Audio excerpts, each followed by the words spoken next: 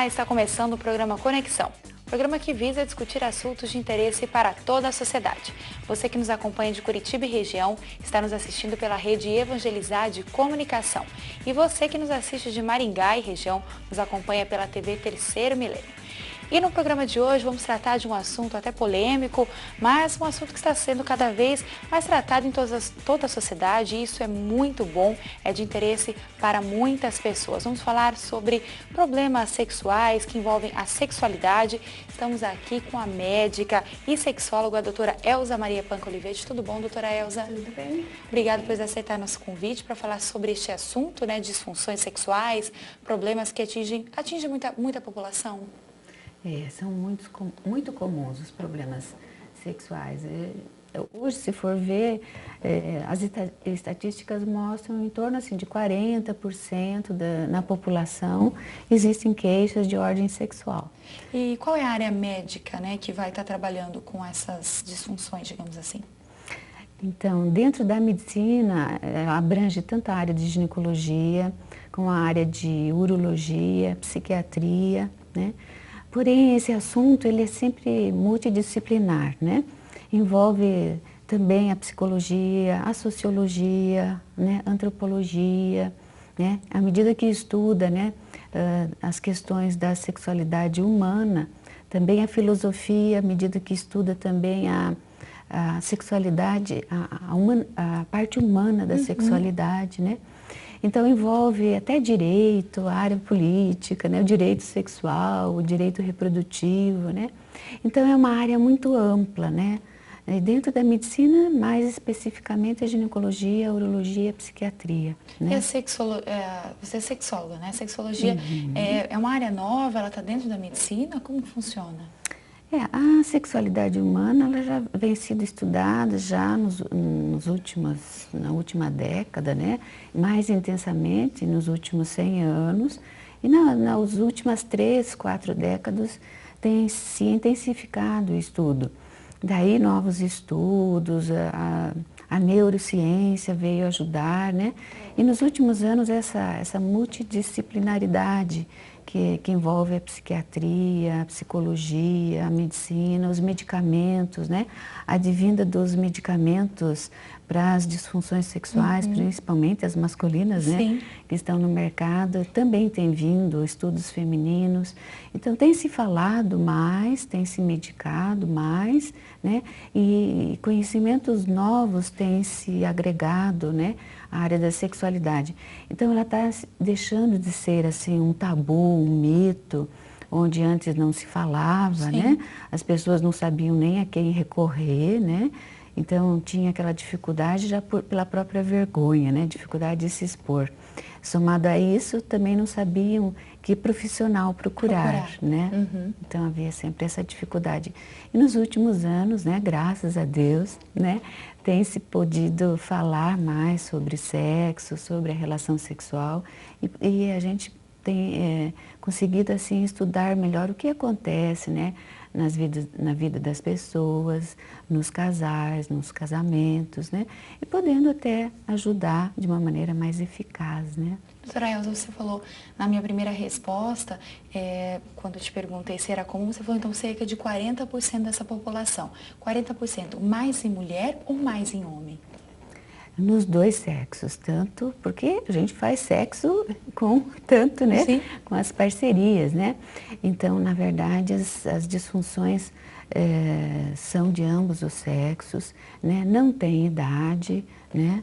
Não tem raça, qualquer pessoa não tem solteiro, pessoa casada, né? As dúvidas sexuais são muito comuns. Ainda existem muitos tabus, né? Muitos preconceitos, né? De falar da sexualidade, né? Além da vergonha, né? Que a pessoa tem, né? Certo. E o que no dia a dia de uma pessoa pode afetar ela de forma negativa? O desempenho sexual ele pode ser afetado por vários motivos, né? As questões orgânicas, a pessoa, né, tem que estar bem com a sua saúde. Hoje, aliás, as disfunções sexuais, eles são marcadores de saúde sexual. Certo. Né? Uma pessoa pode começar com um problema sexual e já ser um aviso de que tem uma doença, principalmente tanto nas questões femininas quanto masculinas, mas Por exemplo, a disfunção erétil, ela muitas vezes ela aparece já quando está um diabetes instalado, Sim. já previamente uma hipertensão, uma depressão, e aí, consequentemente, aparece. Mas a pessoa às vezes não procura, né, um médico, até por desconhecer o que está acontecendo consigo, e pode aparecer como, primeiramente, uma disfunção erétil ou uma disfunção sexual, né? Então, basicamente isso, Então, no né? dia a dia, essas questões orgânicas, né? E questões assim de ambiente, de estresse, de trabalho, isso pode afetar ali no dia a dia? Também as questões emocionais, né? As questões de cansaço, principalmente o cansaço, né? Influencia muito fortemente o desempenho. Estresse, problemas do relacionamento, né? As questões familiares, as questões de casal, né? Questões financeiras, às vezes? Questões financeiras, né? Culturais, educacionais também, né?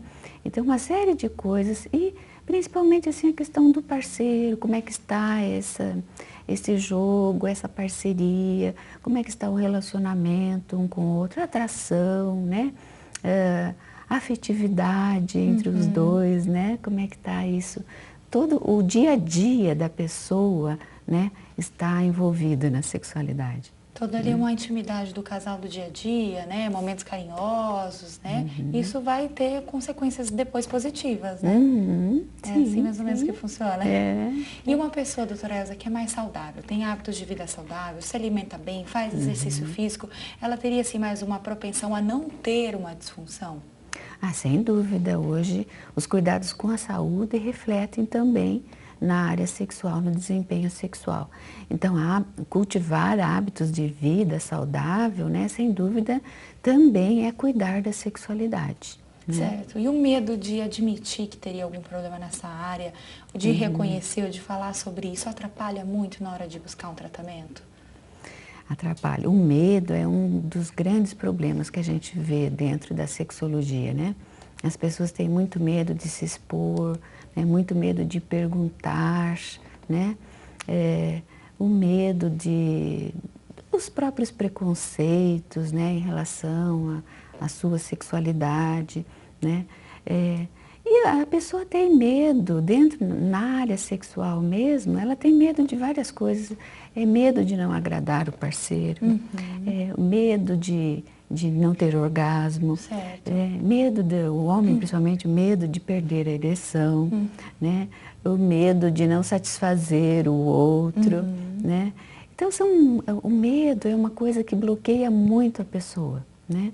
E o medo até de ter relação sexual. A gente vê isso muito em mulheres, né?